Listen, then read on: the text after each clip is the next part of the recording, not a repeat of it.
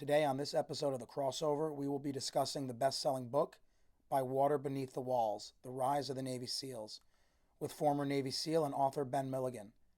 Find out how the U.S. Navy managed to produce and develop the world's most elite commando force. Much more on this episode of The Crossover. Good afternoon, everyone. Going to be talking with a war hero today. It's a true honor to speak with Ben Milligan. He is a former Navy SEAL serving from 2001 to 2009. He is a recipient of the prestigious Bronze Star Medal awarded to members of the Armed Forces for heroic achievements and service in combat. Most recently, what we'll be talking about today is that he's written a best-selling book called By Water Beneath the Walls: The Rise of the Navy SEAls. Super fascinating topic. You know, we all know the Navy SEALs for what they are today, but really want to know where they came from and how they got to where they are today. As background, Ben is a native of Indianapolis and got his bachelor's degree in history from Purdue and his master's from UCSD. So again, welcome, Ben. Super pumped to talk about the Navy SEALs and really all of their background. Thank you very much. Excited to be here. Awesome. So let's just start out with a little bit of basics. Like, you know, most people understand U.S. Special Forces. What defines U.S. Special Forces, and what are the different units within U.S. Special Forces? I don't know. That's a good question. There's one significant component that sort of holds all special operations forces today. That's SOCOM. It's big enough now that it could be its own branch of service. But where all of these units sort of came from, how they came to be what they are today, that was a mystery that I sort of wanted to unravel. That's how I kind of I got the idea to do this book. When I sat down to write this book, I didn't want this book to be a book just about the Navy SEALs. There's been a lot of, maybe too many books that have come out about the Navy SEALs. And so what I was trying to do is sort of untangle that and understand how the SEALs became, got so far away from the water. I was trying to understand like how, this one unit, was both responsible for the killing of Osama bin Laden, and 3 months and 4 days later, suffered the largest single day tragedy in the war in Afghanistan.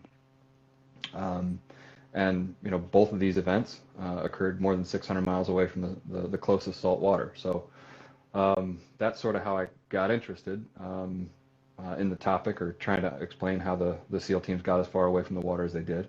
But to answer your question, there's Army Rangers, there's Green Berets, there's Delta Force, there's Marine Corps Raiders, there's Army Pararescue Jumpers, probably the best combat doctors on the planet. There's or CCTs, or combat controllers, some of the best radio operators, close air support controllers in the world.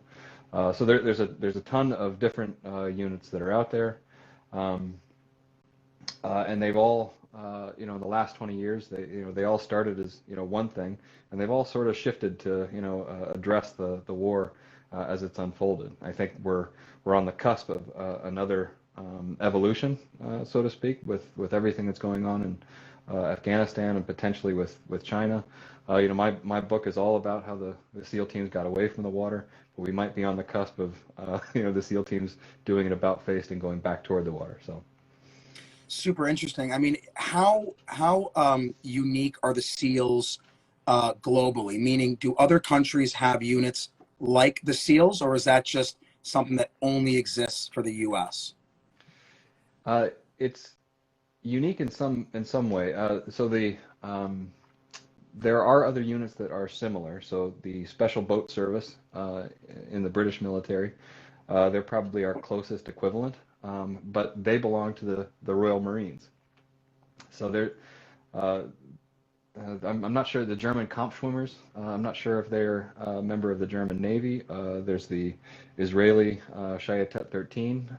They're very similar. They're the Israeli frogmen, but there's Thai SEALs, there's Philippine SEALs. There's different frogmen type units all over the planet. I don't As far as the SBS, that's probably the only one that's gone as far away from the water as the SEAL teams have. But the SEAL teams, I mean, I think they're unique in the fact that they just belong to the U.S. Navy. Yeah, it's interesting how, and I guess talk about the impetus.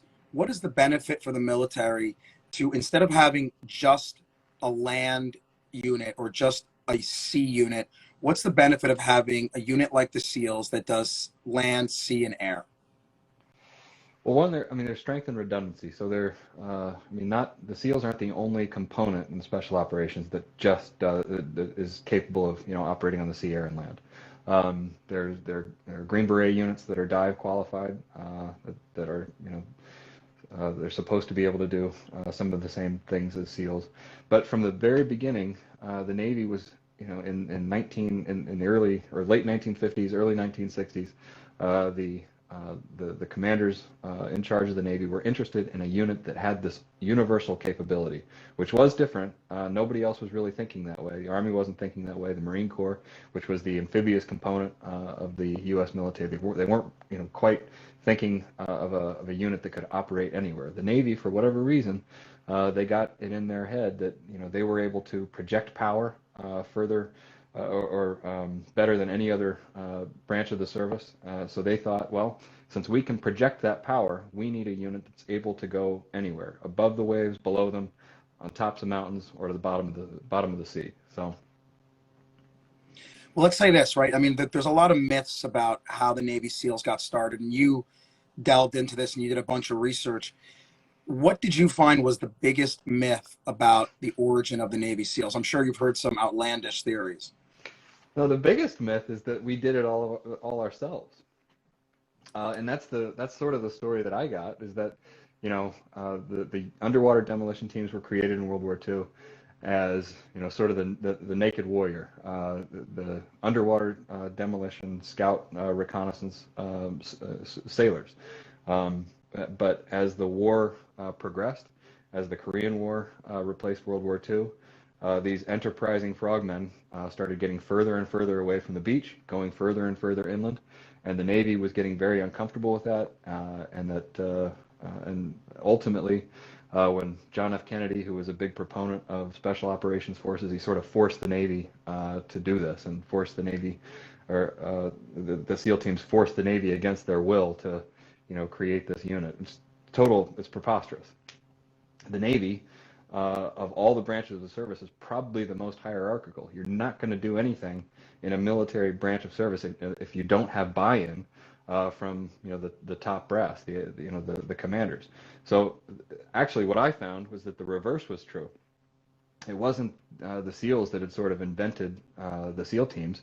It was the Navy that had invented the SEAL teams. And in some cases, the frogmen of the UDT had been very reluctant to leave their amphibious roots. They didn't, not all of them wanted to go inland. Many of these guys they thought that the future of the UDTs was further, under the water as opposed to out of the water. So that Was there was the myth. someone was there like, I guess, who was responsible for the initial concept of amphibious unit like the SEALs that can do sea, land, and air? Was there one particular person who planted that initial seed? I mean, if there was one father of the SEAL concept, it has to be Arleigh Burke. He's the chief of naval operations from, let's see, it was 1954 to 1961, or 1955 to 1961. He's the longest serving chief of naval operations in our history, longest serving by 2 years. It's normally only a 2-year post. He had he had an unequaled capacity for hard work. He set up 2 offices inside his house. So when he was done working at the Pentagon, he would go home to his office and work until he was exhausted with one, and then he would move to the other office in his house. But not only was he a really hard worker, but he was a person that he'd really gotten his chops in World War II as a really hard-charging destroyer skipper, a destroyer squadron skipper. And he refused to wear any award or any medal that he had received that wasn't earned in combat. So his focus was keeping the Navy as closely connected to combat as possible. And he did there's a period after World War II and again after the Korean War where the other branches of the service, the Army and the Air Force in particular, they're thinking that the Navy is going to sort of declaw into a merchant marine force. They're just going to be in charge, shuttling troops to the Army and sort of augmenting the Air Force's lift capability. For Arleigh Burke, this is he can't tolerate a Navy like that. So he's totally preoccupied with keeping the Navy connected to combat and getting the Navy as close to ground combat as possible. So during the Korean War, he's the chief of staff. He's he's sending sailors ashore to help direct naval gunfire. He's pushing the Navy further inland, and when he's in charge, when he becomes the chief of naval operations, he is totally preoccupied with developing a unit that will keep the Navy connected, not just to the other branches of the service, but connected to the enemy. And that's this unit, that's the SEAL teams. And no, it would not have happened without Arleigh Burke, because Arleigh Burke's replacement comes in, and he looks at this, this concept unit that Arleigh Burke has put together. He's like, the Marines should be doing this. This isn't a Navy job. And he almost dashes, 2.5 years of work that the Navy had put together to develop this unit. But to Burke's credit, the plans for this unit, the knots that he had sort of put together, they were too tight to untangle. And so ultimately, George Anderson, who's the CNO, he throws up his hands and he allows the unit to exist. Wow. I mean, thank God he did. And thank God there was such a good foundation laid like that. Just for our listeners who may not understand kind of traditional warfare versus special operations, which is what the SEALs do. What is the general difference for the layperson of traditional warfare versus special ops units? I would say that just think, probably best to think World War II. I think conventional units are the units that are landing on beaches. They're in tanks. They're fighting sort of a linear battle. Not that there's not daring operations that are involved in linear warfare, but it's conventional. It's not you're mobilizing air assets, artillery assets, infantry assets. It's supported, and you're fighting another military that's similarly disposed to yours. When you talk about commando operations or special operations, you're almost all the time talking about operations that aren't supported. They're almost always surrounded, and they're always conducted by units that are small enough and lethal enough to be able to survive in those sorts of environments behind enemy lines. And that's sort of what that I would say that's the biggest difference between conventional and unconventional operations. It's that level of support.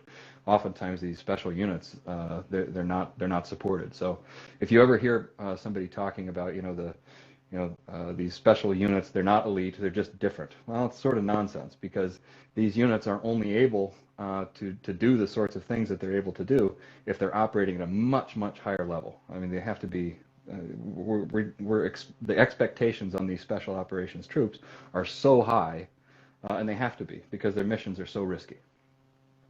I mean, I need to hear more about that, because that's so fascinating. What drove you when you were deciding to go into the military? You obviously could have done any branch, any unit. What drove you to the SEALs in particular, special ops? Oh, I think it's probably just the cachet that they have. I didn't like the water, that's for sure.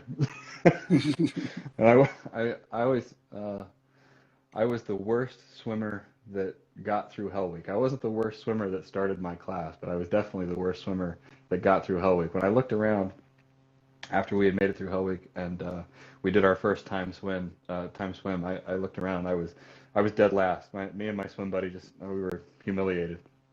I'd sort of been in the middle of the pack going into Hell Week, but once we made it through, and then the times really start dropping. And I don't know. I mean, I guess I just I had a personal connection to I guess naval special warfare. My grandfather had been a Marine in World War II, but after the Battle of Okinawa, they had looked for volunteers for the underwater demolition teams. They were looking to field 40 separate underwater demolition teams for the invasion of Japan. So each underwater demolition team had about 100 swimmers. So they needed 4,000 swimmers for the invasions of Honshu and Kyushu. And they didn't have enough swimmers in the United States Navy. So they did what they had done in the very beginning of the UDTs. They had gone to the Army and the Marine Corps. My grandfather was a very good swimmer. He volunteered, and he was getting ready to, go, be a frogman in Japan. So I had that, sort of connection. So. Now, you talk about how the Navy SEALs and all the special ops group do such high risk missions. Just give us like a little taste, like how low is the margin for error on these missions? Like when you and your group set out to do a certain mission, I mean, is there just zero margin for error? I mean, you guys must be functioning at the highest level. Well, the guys that you're working with are pretty good. I think it's not. I think that the SEAL teams do, and special operations in general, do things now that are different than conventional units. Even if you weren't, pulling the best guys, from the fleet and putting them through this incredibly rigorous process and making really good guys much better guys, you would still the sort of the structural training that each platoon goes through to prepare themselves for combat. I mean, that alone would be enough to get these units to operate at a really high level. The one thing I noticed in my book when I was trying to understand how the Army Special Forces didn't function at as high of a level of the SEAL teams in the Mekong Delta, I noticed that the Army Special Forces units, they didn't train together before deployment. They would individually augment existing units that were already in country. So there was a constant rotation of various guys of various training levels, of various skill levels, of various numbers of deployments that they had completed. And they never, before they got to Vietnam, they weren't putting them through 6 months of training. So, you might have a really good Green Beret who gets dropped into an A team in Vietnam, but his first patrol, when he goes out into the jungle in the middle of the night, he doesn't know, what his platoon leader looks like in the dark. He can't recognize, all these other things that you're going to get really good at if you've had 6 months of pre-deployment training, at Fort Pickett in Virginia, working with the same guys day after day after day, and picking up their nuances and learning to communicate without talking, just with with a look, and that I think you develop those little non-verbal cues just the more that you work together, and the SEAL teams do that to this day. I mean, there's no individual augmentation that goes on. Well, not no individual augmentation, but these platoons, they train together really hard before deployment, and they a big part of the deployment cycle is they come back together. So, and you're not going to deploy again unless you've gone through that training together. Yeah, I mean, I think that goes back to just like you were saying, teamwork, right? At the end of the day, Right. you can be as good as you are, but you're as good as your weakest link. So that's why the SEALs, it sounds like that teamwork and that chemistry is kind of second to none. I want to go back to your book, and you talk about Donovan's Raiders, which is a Marine Corps unit that kind of dabbled in commando warfare. Tell us a little bit about how they played a role Carlson's Raiders, in the origin of the SEALs. So the Marine Corps Raiders were created in 1942, and the idea is that the Marine Corps, wanted to. Well, first of all, the Marine Corps created them because the Navy made them create them. Marine Corps didn't want to create them. Marine Corps' leaders were totally focused on creating a Marine Corps that was a rival to the U.S. Army. They wanted to build up the Marine Corps to the same size, to the same status, to the same level of not having to listen to another parent service. So when the Navy came to them and said, hey, we want to create sort of island raiders, which was sort of what the Marine Corps had been doing for the last 20 years, or at least the 20 years prior to the First World War, the Marine Corps just they didn't really want to create it. So they sort of sabotaged the unit by placing at least one of the battalions in the hands of Evans Carlson, who was one of the weirdest Marines in history. He was essentially a closeted communist. He was very brave, but he was infatuated with the Chinese, and he really wanted to bring the sort of Chinese operational ideas to the Marine Corps. That's how we got the term gung ho. Uh, the Marines at the time, or at least the Marine planners at the time, that was they hated the phrase. Uh, but so the Navy, they really want to spread the Japanese defenses out in the Pacific. So they send the Marine raiders on a raid at the Macon Atoll or Macon Island, which is far, far away from any place that the Marines are operating at that time on a submarine raid. It goes terrible. It's almost a complete disaster, in part because Carlson almost surrenders the entire unit. He would have surrendered 200 Marines to a handful of confused Japanese if a couple of his raiders hadn't accidentally killed the people that they had tried to surrender to.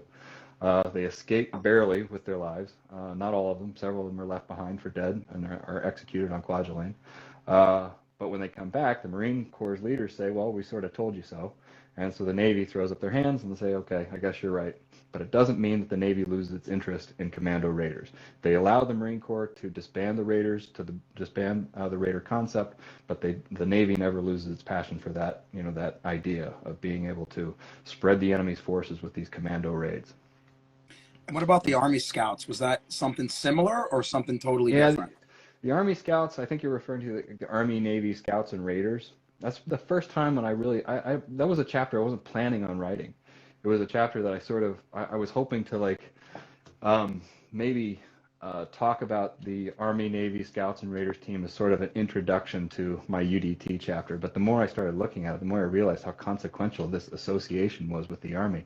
And I had to write a chapter that I wasn't planning on writing. That happens a couple other times when I was doing the research of the book, but that one was probably the one that opened my eyes, because in that instance, the Army knows that it has to get ashore. It's not going to have the luxury of the landing or the ports that they had in the First World War. So they're going to have to assault everywhere. They're going to have to assault in the Pacific. They're going to have to assault in Europe, Africa, Italy. They're going to have to find beaches, and they have to land on beaches that their tanks can get through. If you land on a beach that's that's rocky, that doesn't have exits for tanks, you're sitting ducks and you're going to get killed by the enemy. So they partner with the Navy. They ask the Navy to create these very, very good scout boat skippers and crews that can land their troops on the beach, so they can signal the infantry units to come in. But as soon as the program is created, and as soon as the unit proves itself in North Africa, the Army realizes, well, we've got other things that we can be doing. The Navy can kind of do this, so they abandon the program in the hands of the Navy. So the Navy takes this curriculum, they take this mission, and they run with it. The Navy, now has not only the scout boat mission in their hands, but they also have the scouting and the commando operation. So now the Navy is sort of off to the races. They see this opportunity that had never really presented itself to them before, and that's the first taste that the Army or the Navy gets of being able to field their own sort of commandos. They're not quite there yet, but they've got a taste for it. Now, you mentioned that the Korean War played a big role in terms of developing the SEALs. Just briefly tell us, how did that occur during the Korean War? What was the influence of the Korean War on the SEALs? The Korean War is sort of the indispensable experience. So the World War II, for the Navy Special Operations, World War II is indispensable because on the last day of World War II, there's really only one Special Operations unit that remains, that's not disbanded, and that's the underwater demolition teams, the UDTs. And that's important because when you get into the Korean War, there are no other Special Operations units to do these sorts of behind-the-lines raids. So the UDTs, who in the interwar period, they've been sort of going deeper and deeper under the water, getting better at doing submarine lockouts and putting mines on ships and things like that. But when the Korean War starts, there are no Special Operations units, there's no raider units or anything like that. So the Navy, they do the same thing they did with the Scouts and Raiders. They start moving inland. They start blowing up rail bridges to cut supply lines to the Pusan perimeter. And it's a bit of a disaster. They don't do very well because they don't know what the hell they're doing. but they get good, they get better. And when the Army, the Army fields their Rangers for something like 8 months, they recreate the Rangers. And then the Army decides 8 months later, after numerous disaster upon disaster upon disaster, they decide to cancel the Rangers again.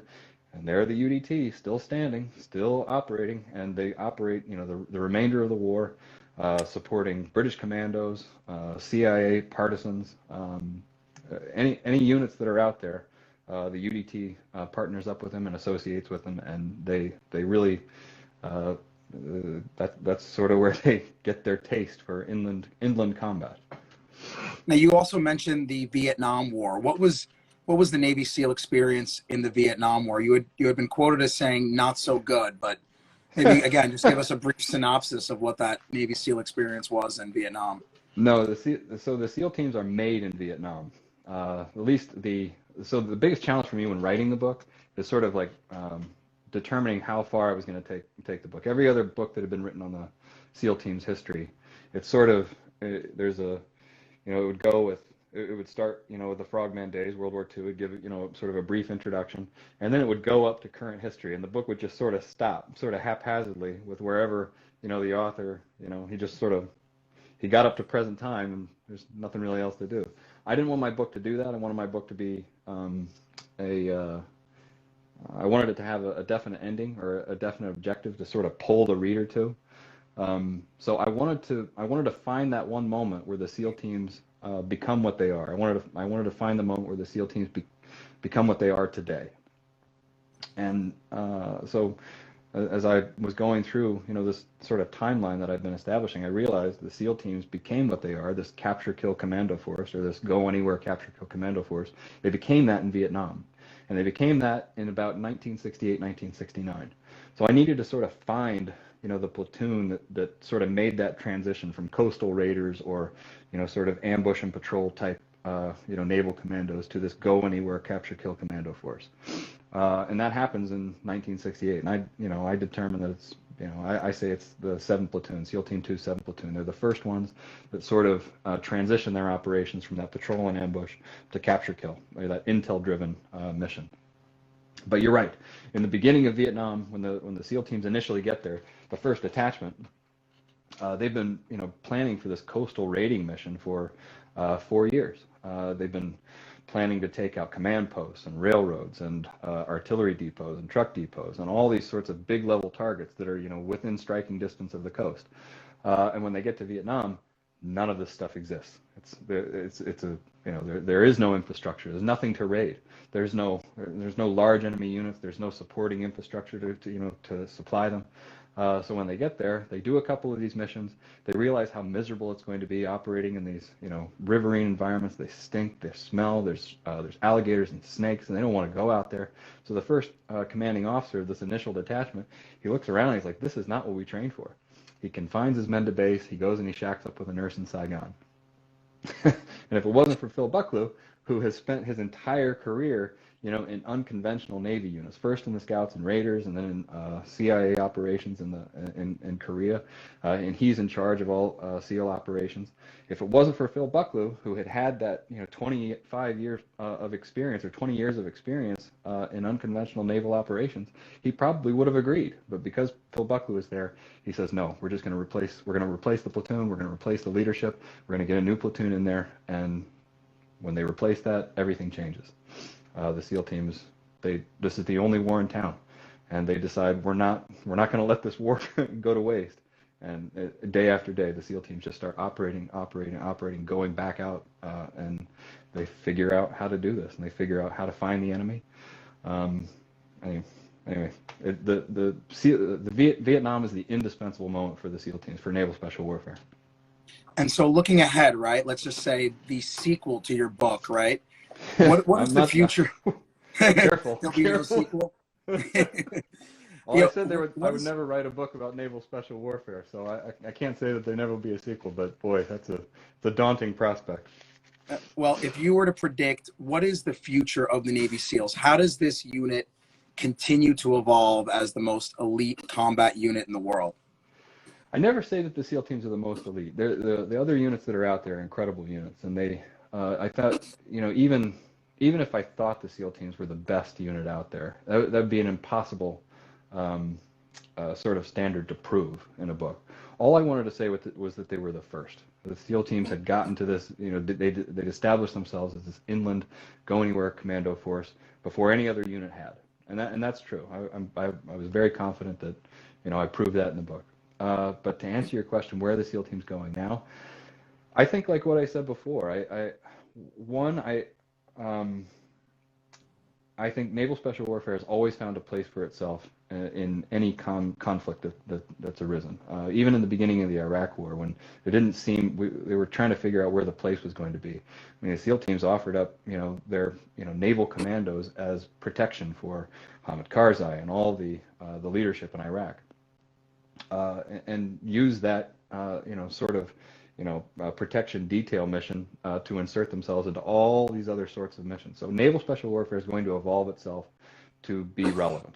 I just don't know what that's going to be. I think, when you hear Admiral Howard now talking about how NSW, the SEAL teams, need to pivot back to the water, I think that's it's a sort of a bit self-serving, comment, because all of our, all of our major adversaries now have, huge coastlines, and of course the SEAL teams are going to be involved in that. I don't know exactly how, but I suspect that there's going to be, the dry boots that the SEAL teams have had in the last 20 years, they're going to get a lot damper. Well, Ben, listen, it's amazing talking to you, just hearing where the SEALs came from, because we all know where the SEALs are now. And like you said, just they have amazing worldwide cachet, but knowing where it started, how it got built up, really encourage everyone, buy the book. It's a great read, By Water Beneath the Walls by Ben. Thank you again for your time, buddy. Have a great weekend. Thank you, Doctor. Good talking with you. All right. Take care. Awesome, bud. Take care. Thanks again.